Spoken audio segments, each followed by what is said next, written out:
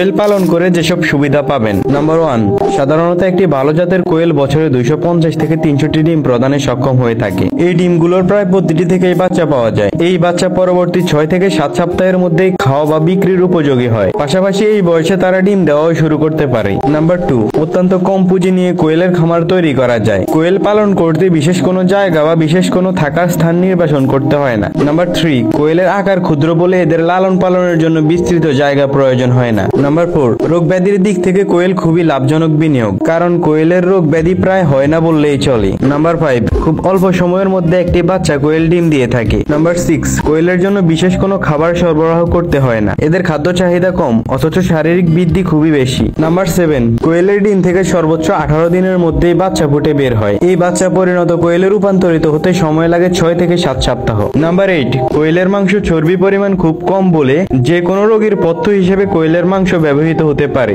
এই কারণে বাণিজ্যিক ভিত্তিতে কোয়েল পালন অত্যন্ত লাভজনক।